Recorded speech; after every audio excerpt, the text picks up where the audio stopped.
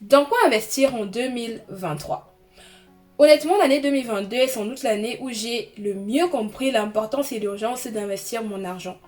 Pourquoi? Pour diverses raisons. Déjà, l'inflation. L'inflation qui a touché le monde entier, qui est passée à plus de 6% et qui nous a bien fait comprendre que de l'argent qui dort quelque part, compte en banque ou autre, en fait, c'est de l'argent qui perd de la valeur au fil du temps. Épargner, c'est bien d'avoir une épargne, mais c'est encore mieux de faire fructifier son épargne pour que celle-ci ne perde pas totalement de sa valeur au fil des années.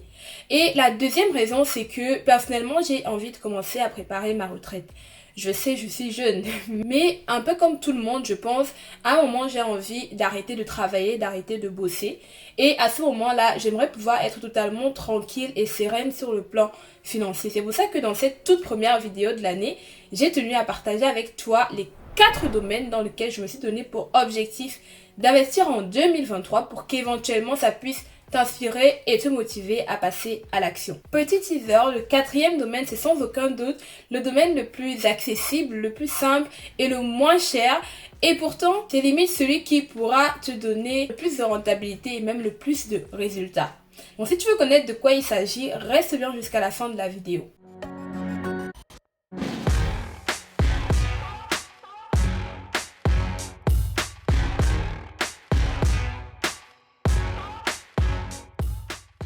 Bien bonjour la team et bienvenue sur ma chaîne. Si tu me découvres à travers cette vidéo, je suis Audrey Donfag et ici on parle d'investissement et de finances personnelles.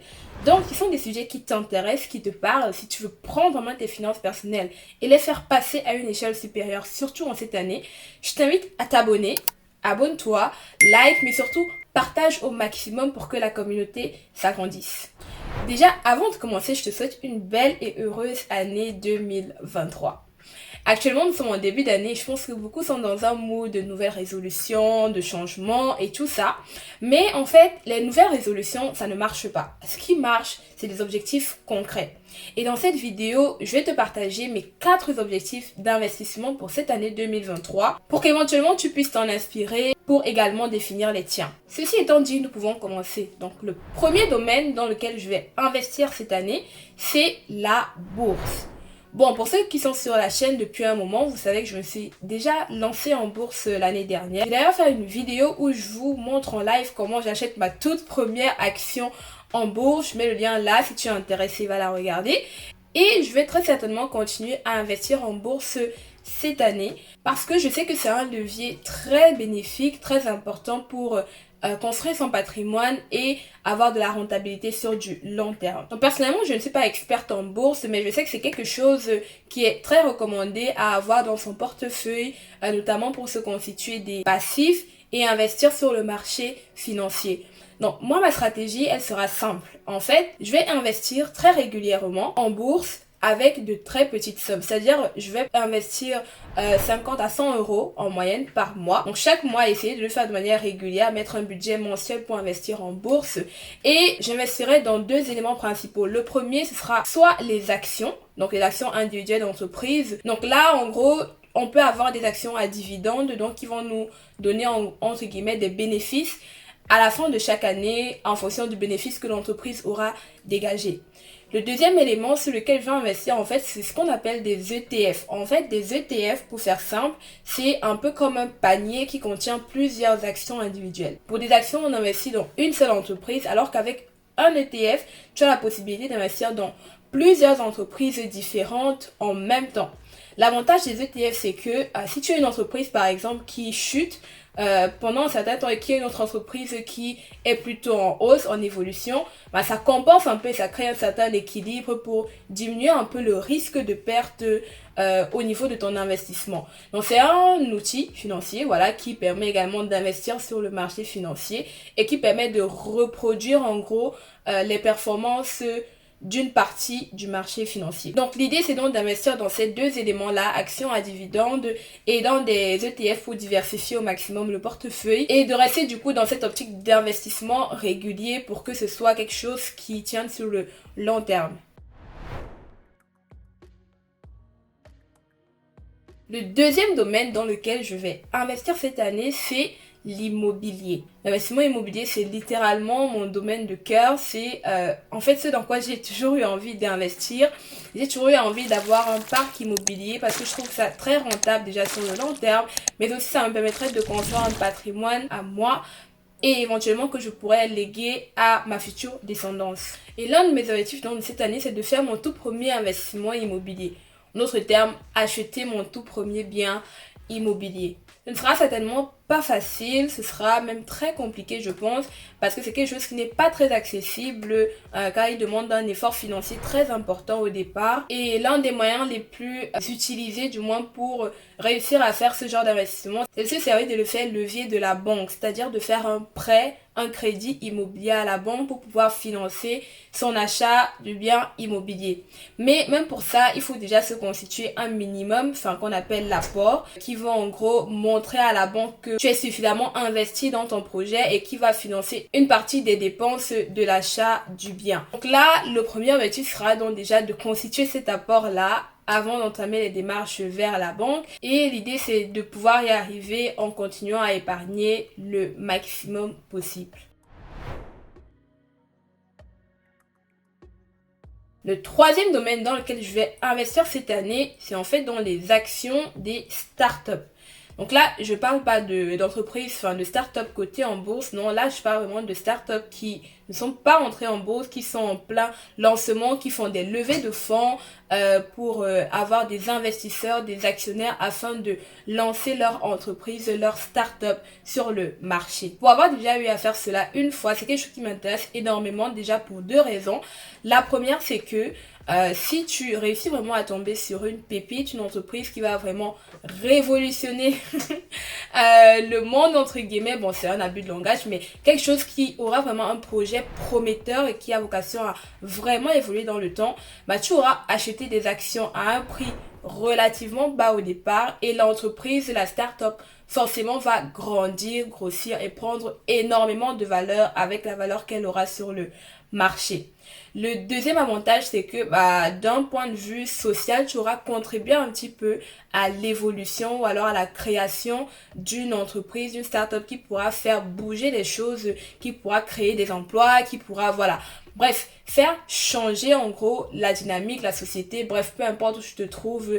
Et ça fait un peu plaisir de contribuer quand même d'une quelconque manière que ce soit à l'évolution de notre société. Donc pour investir dans les actions des startups, la première voie, c'est de rester à l'affût d'opportunités tout simplement. Personnellement, la première startup dans laquelle j'ai investi, c'était plus du bouche à oreille. Donc de rester à l'affût sur les réseaux sociaux. Il y a pas mal d'entreprises, enfin de startups qui communiquent leur levée de fonds notamment via les réseaux sociaux, à travers le bouche à oreille. Bref, d'être très vif, très réactif pour être à même de saisir les opportunités dès qu'elles se présentent parce que généralement ça ne perd pas le temps en fait, ça va très très vite. Et la deuxième voie que j'ai découvert mais que j'ai pas encore expérimenté, je pense pourrait être éventuellement intéressante donc à voir donc cette année, c'est en fait une plateforme réglementée sur laquelle des startups vont venir rechercher des actionnaires pour le lancement des entreprises et vice versa des particuliers comme toi et moi.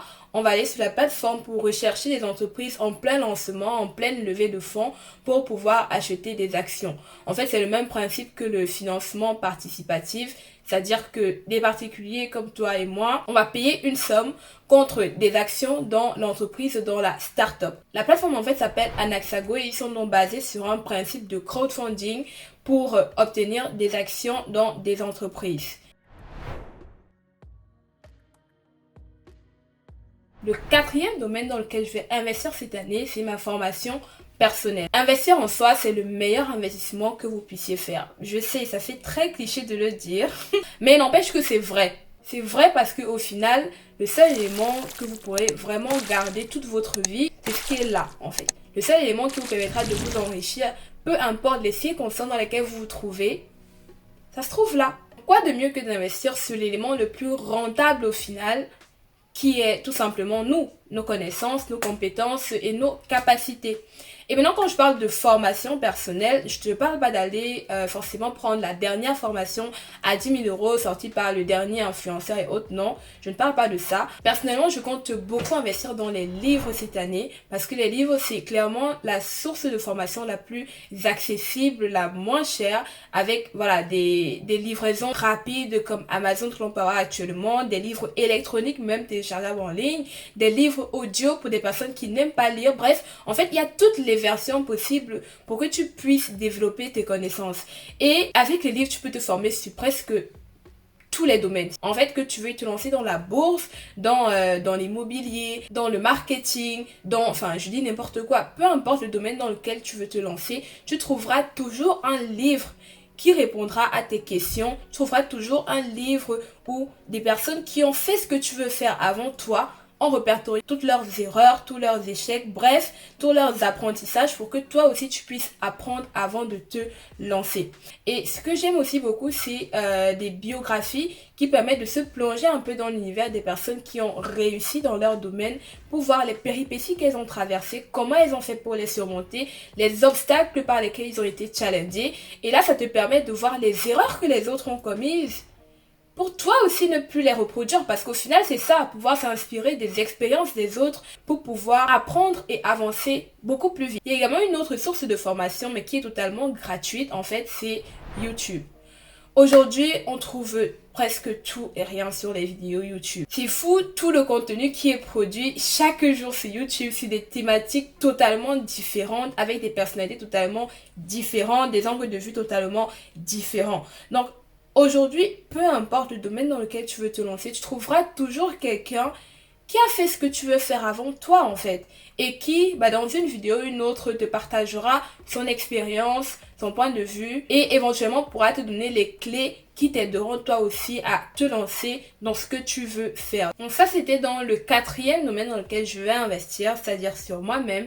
Et surtout, n'hésite pas à le faire au maximum parce que enrichir tes connaissances, tes compétences, ton savoir-faire, ton savoir-être, c'est littéralement le meilleur investissement que tu puisses faire et ce sera surtout le plus rentable que tu auras fait cette année. Donc nous sommes arrivés à la fin de cette vidéo. Merci à toi de m'avoir regardé jusqu'au bout. Si tu es intéressé par d'autres vidéos comme celle-ci sur les finances personnelles, je t'invite à cliquer sur le bouton rouge là. Abonne-toi, like, mais surtout partage au maximum pour que la chaîne s'agrandisse. On se dit donc à très bientôt pour une nouvelle vidéo. D'ici là, prenez soin de vous, prenez soin de vos proches, mais aussi prenez soin de votre portefeuille. Bye!